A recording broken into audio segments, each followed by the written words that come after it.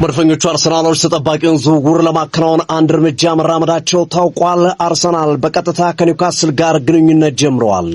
ከዚህ በፊት በወኪሎች ወይም ደግሞ በአደራዳሪዎች በኩል ድርድሩን ሲያካሄድ የቆየው አርሰናል በመጨረሻም ከኒውካስል እግር ኳስ ክለብ ጋር ንግግር መጀመሩ ታውቋል። አርሰናልና ኒውካስል የክለብ ለክለብ ንግግርና ድርድሮችን ማድረግ መጀመራቸውን ዛሬ በሰበር መረጃ እየተዘገበ ይገኛል። አርሰናሎች ለብሩኖ ጊማሬሽ ዝውውር እስከ 70 ሚሊዮን ፓውንድ ድረስ እንደሚያቀርቡ ይጠበቃል። ኒውካስሎች ግን ከ80 እስከ 85 ሚሊዮን ፓውንድ በተጫዋቹ ዝውውር ላይ ከፍተኛ ገንዘብ ማስቀመጣቸው እየተጠቀሰ ነው የሚገኘው። አርሰናል እንደ ሞርጋን ሮጀርስ ገንዘቡ ሲበዛበት ጥሎ ይወጣል ወይስ ደግሞ ገፍቶ ብሩኖ ጊማሬሽን ያመጣል የሚለው ጉዳይ የሚጠበቅ ጉዳይ ሆኗል።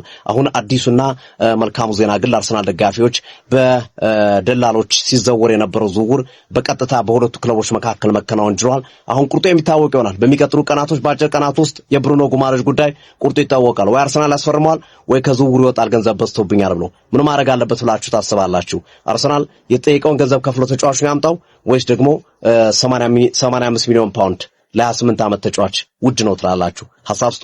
እንዲህ አይነት ሰበር መረጃ ሲኖር ከተፍ ነው ማለት የፈጠነ ማለት ነው። ጀምአው ብሩኖ ጊማሬሽን እንግዲህ ለማስፈረም አርሰናል ቀጥተኛ ንግግር ከክለቡ ጋር መጀመሩ እንግዲህ አሁን ኮንፈርም ተደርጓል። ጀምአው የምሬ ነው የምላችሁ፣ እንኳን ደስ አላችሁ። ከየትኛውም ተጫዋች በላይ በአርሰናል ቤት ፈርሞ ላየው የሚፈልገውና ወሳኝ ሚና በአርሰናል ቤትም ይኖረዋል ብዬ የምጠብቀው ተጫዋች ቢኖር ብሩኖ ጊማሬሽን ነው። ከየትኛውም ተጫዋች ነው የምላችሁ ቅድሚያ ሊሰጠው የሚገባው ብሩኖ ጊማሬሽ ነው። ታዲያ ይሄን መሆኑን ተከትሎም አርሰናል ቀጥታ ከኒውካስል ጋር ንግግር ዛሬ ጀምረዋል።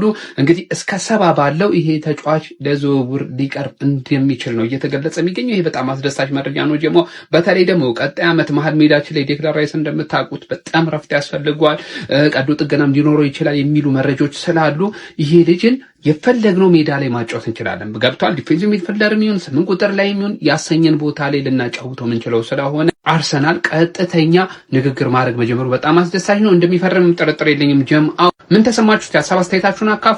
በስተመጨረሻም ክለባችን አርሰናል ከብዙ መግደርደር በኋላ እንግዲህ ከኒውካስል ብሩኖ ጊማሬሽን ለማስፈረም ማለት ነው ከኒውካስል ጋር ቀጥተኛ የሆነ ንግግር ማድረግ እንደጀመሩ ሳይመን ኮሊንግ፣ ጋሪ ጃኮብስ በእንትን ደረጃ ደግሞ ጃክ ሮዘር፣ ደሰን፣ ታይምስ፣ ሰንዴ ታይምስ ሁሉም ማለት ይቻላል ሁሉም ዘግበውታል። ሀቢቢ እስከዛሬው በወኪሎቹ በኩል ነበር ንግግሩ ማለት ነው። እና አሁን እንደ ጋሪ ጃኮብ ዘገባ ደግሞ አርሰናል 75 ሚሊዮን ፓውንድ የሚያቀርብ ከሆነ ኒውካስትሎች እንደሚሸጡት እንዳሳውቋቸው ምናምን እንትን ብሏል። ጥሩ ነው። ቢያንስ ክለብ ለክለብ ንግግር እንኳን መጀመሪያቸው አሪፍ ነው ብዬ አስባለሁ።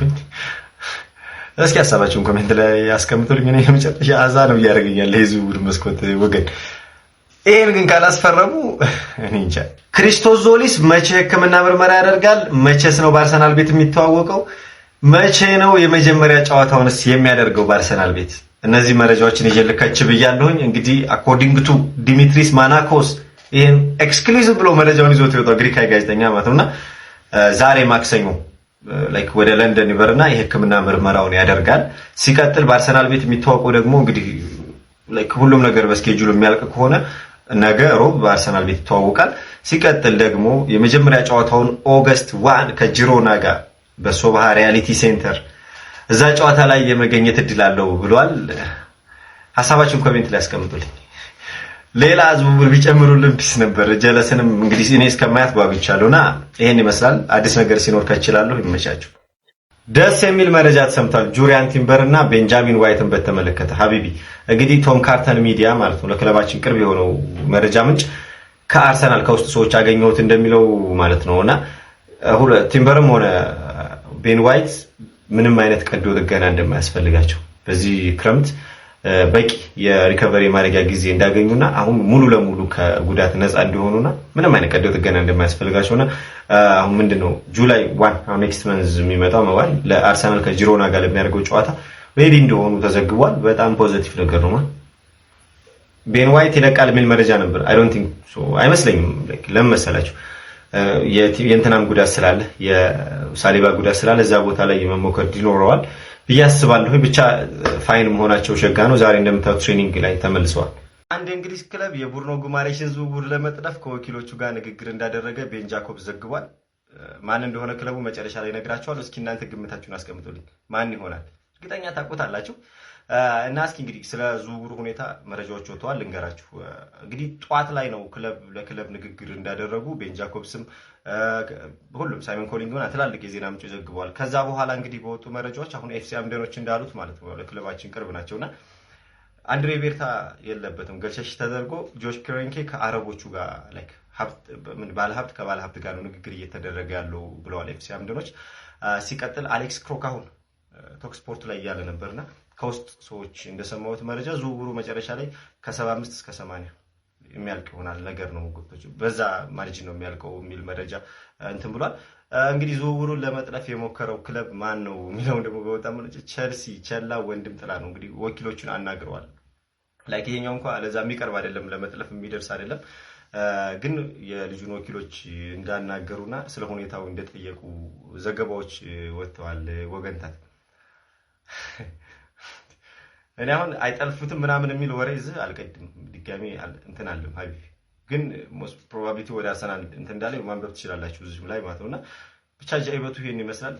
ከዚህ የተሻለ ነገር ደግሞ ሲመጣ ወይ ይላችኋለሁ። እስኪ ሐሳባችሁን ግን ኮሜንት ላይ አስቀምጡልኝ። ቸልሲ ለምን እንትን ነው እነዚህ ስካውት የሚያደርጉትን መልማዮችን ትተህ አርሰናል ሲመለምን ለምን አንተ አትወስድም? ዝም ብለህ ማለት ነው ጭራሽ ስራዬ ብላችሁ ያዛችሁት። አርሰናል ብሩኖ ጉማሬዥን ለማስፈረም ከኒውካስል ጋር ቀጥተኛ የሆነ ንግግር ጀምሯል። አሁን ላይ የተሰሙትን አዳዲስ የዝውውር መረጃዎች ባጭሩ እንመልከት። ኮሊንግስ እና ጌሪ ጄኮብ ባጋሩን መረጃ መሰረት አርሰናል ብሩኖ ጉማሬዥን ከኒውካስል ለማስፈረም ከኒውካስል ጋር ቀጥተኛ የሆነ ንግግር እንደጀመሩ የሚያሳይ መረጃን ይዘውልን ወጥተዋል። አርሰናልም ለኒውካስል እስከ 75 ሚሊዮን ፓውንድ የሚያቀርብ ከሆነ ኒውካስሎች በተጫዋቹ ላይ ውሳኔ ለመስጠት እንደሚገደዱ የጌሪ ጄኮብ መረጃ አሳይቷል። እንዲሁም በአርሰናልና በሌሎች የፕሪሚየር ሊግ ክለቦች ለረጅም ጊዜ ሲፈለግ የነበረው አሌክስ ስኮት ቦርንማውዝ ያቀረበለትን አዲስ የኮንትራት ማራዘም ጥያቄ ውድቅ እንዳደረገ የሚያሳዩ መረጃዎች ወጥተዋል። ቢሆንም ግን ቦርንማውዞች አሁንም ቢሆን ተጫዋቹን በክለባቸው ማቆየት ይፈልጋሉ። ነገር ግን ተጫዋቹ ከክለባቸው የሚለቅ ከሆነ ከተጫዋቹ ዝውውር ላይ ከ80 ሚሊዮን ፓውንድ በላይ እንደሚፈልጉ መረጃዎች ጨምረው ዘገቡ። ከዛ በተጨማሪም ክሪስቶስ ዞሊስ በዛሬው ዕለት ለንደን እንደሚገኝና ሜዲካሉን እያደረገ እንደሆነ የሚያሳዩ መረጃዎች ወጥተዋል። ተጫዋቹ ሜዲካሉን ከጨረሰ በኋላ ለደጋፊዎች በይፋ በክለባችን በኩል የሚታወቅ ይሆናል። ዛሬ ላይ የተሰሙት አዳዲስ መረጃዎች እነዚህን ይመስላሉ። ወደ በኋላ ደግሞ በሌሎች መረጃዎች የምንገናኝ ከአርሰናልና ከብሩኖ ጉማሬዥ ዝውውር ጋር በተያያዘ እንግዲህ የተነሱ ሰጣ ገባዎች እንግዲህ እንደሰማችሁት ነው። ኒውካስትሎች ከ85 ሚሊዮን ፓውንድ በላይ ይላል። አርሰናል ደግሞ ከ55 እስከ 65 ሚሊዮን ፓውንዶች ነው የሚገባው የሚል ነገር እንግዲህ እየተመላለሱ ይገኛሉ። የትኛው እንግዲህ ሊጠጋጋ እንደሚችል አላቅም። ምናልባት አርሰናልም ከፍ ኒውካስትሎችም ዝቅ ይላሉ የሚለውን ነገር እንግዲህ በአጓጊ ነገር የምናየው ይሆናል። እኔ ግን ማለት ነው አርሰናል ይህንን ተጫዋች ቢያገኘውም ባያገኘውም ትክክለኛ አቋሜ ይህ ነውና እንግዲህ ምክንያቴን ስሙልኝ። እኔ ብቻም አይደለም አጠቃላይ ማለት ነው ከዝውውር ጋር በተያያዘ ትክክለኛውን የሆነ ፋክት ነው እዚህ ጋር የምነግራችሁ። ስለ ዝውውር ስናነሳ በጣም በርካታ መሰረታዊ ነገሮች አሉ። እኔ ግን 3 መሰረታዊ ነገሮች በቃ እነዚህ ሜጀር ኢሴንሻል የሚባሉትን ነገር ነው እንግዲህ ለማየት የምንሞክረው ማለት ነው። አንድ ተጫዋች ከአንድ ክለብ ወደ ሌላ ክለብ ሲዘዋወር ከሚታዩ ኢሴንሻል ነገሮች አንዱ የልጁ ኮንትራት ይታያል። ለምሳሌ አሁን ብሩኖ ጉማሬዥ ኒውካስትል ቤት ምን ያክል ኮንትራቶች ይቀሩታል ነው። ይሄ በጣም መሰረታዊ ነገር ነው። ለምሳሌ አሁን ብሩኖ ጉማሬዥ ኒውካስትል ቤት 5 ዓመታት ኮንትራት ሲኖረውና 2 ዓመታት ኮንትራት ሲኖረው ኒውካስትል ከዛ ተጫዋች መጠቀም ያለበት ነገር እንደየኮንትራቱ በጣም ያው ጥቅሙም ይራረቃል። አርሰናልም ደግሞ የዛን ልጅ የማግኘትና ያለማግኘት በዛ ኮንትራት ነው እንግዲህ ራሱን የሚለካው ማለት ነው። ይህን የምናየው ከሆነ ብሩኖ ጉማሬዥ ከኒውካስትል ጋር ለ2 ዓመታት ብቻ ነው አሁን የቀረው ኮንትራት ማለት ነው። ያ ማለት እንግዲህ ኒውካስትሎች በጣም ከፍተኛ አደጋ ውስጥ ናቸው። አርሰናል ደግሞ ይህንን ልጅ ለማምጣት ፌቨረብል የሆነው አርሰናል ነው ማለት ነው። እሱ አሁን 85 ሚሊዮን ፓውንድ በላይ ምናምን የሚሉት በእርግጠኝነት 1 ዓመት ይህንን ልጅ ለምሳሌ አርሰናልን ባስፈርመውና ልጁ እንደው ለ1 ዓመት እዛ ቤት ቢቆይ 1 ዓመት ኮንትራት ብቻ ይበቃዋል። ከ30 ሚሊዮን ፓውንድ በላይ ይህን ልጅ አይሸጡት። ምናልባት እንግዲህ ልጁ የሚፈርም ከሆነ ማለት በዚህ ኮንትራት ሁኔታ ካየን ለምን 85 ሚሊዮን ፓውንድ ታዲያ አርሰናል ያወጣል ነው። ሁለተኛ ደግሞ መሰረታዊ ነገር የጉዳት ሂስትሪው ነው የሚታየው። እንግዲህ የጉዳት ሂስትሪው የምናየው ከሆነ በጣም ይሄ ፍራጃይል የሚባል ነገር አይደለም። ብሩኖ ጉማሬዥ ይሄ በጣም ተሰባሪ ምናምን በተደጋጋሚ ልክ እንደነ ካይ ሃቨርትዝ እኛ ቤት እንዳሰቃዩን አይነት ነገር ሳይሆን በመጠኑ ግን በጣም አጠራጣሪ የጉዳት ሂስትሪዎችም አሉት። ያ ማለት እንደነ ዴክላን ራይስ ደግሞ ወጥ በሆነ መልኩ ምናምን ያገለግለናልም ማለት አይደለም። ለምሳሌ አሁን ባለፈው ዓመት ከኒውካስትል ጋር ወደ 85 ቀናትን በጉዳት እንግዲህ አልተሰለፈም። ስፔሻሊ ሃምስትሪንግ በጣም ያስቸግረዋል። ሃምስትሪንግ ደግሞ ምን ያክል ከበድ ያለ ጉዳት መሆኑ እንግዲህ ያው የምናውቀው ነገር ነው። ስለዚህ የጉዳት ሂስትሪውን ደግሞ በጣም ፐርፌክት አይደለም ማለት ነው እንግዲህ በዚህ በመዘኛ የምናይ ከሆነ። በሶስተኛ ደረጃ ደግሞ በጣም ይሄ ደግሞ ከሁለቱም እጅጉኑ መሰረታዊ ነገር ምንድን ነው? ይህንን ልጅ አመጣን እኛ ጋር ስኬትም ይኑረው ውድቀትም ይኑረው፣ ግን በሆነ አጋጣሚ ልንሸጠው ወሰንን። ለምሳሌ አሁን አርሰናል ጥሩ ተጠቅሞ በቃ በሌላ ተጫዋች እንደው አፕግሬድ ላድርገው ብሎ ቢያስብ ሪሴል ቫሊዩ ምን ያክል ነው ብላችሁ ታስባላችሁ?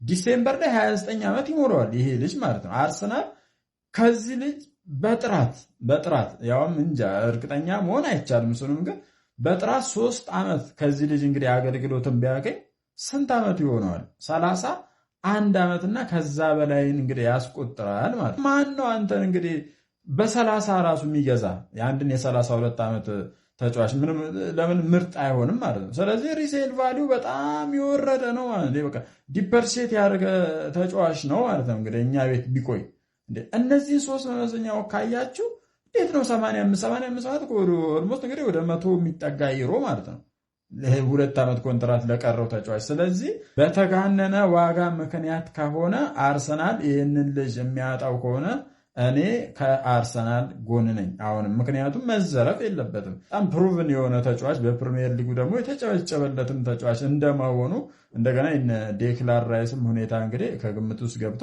እስከ 70 ሚሊዮን ፓውንድ የሚመጣ ከሆነ በጣም አሪፍ ነው። ከዛ በላይ ግን አይገባውም። አርሰናል ባመጣውም ከሱ ጎን ነኝ፣ ከክለቤ ጎን ነኝ። ሀሳብ አስተያየታችሁን ኮመንት ሴክሽን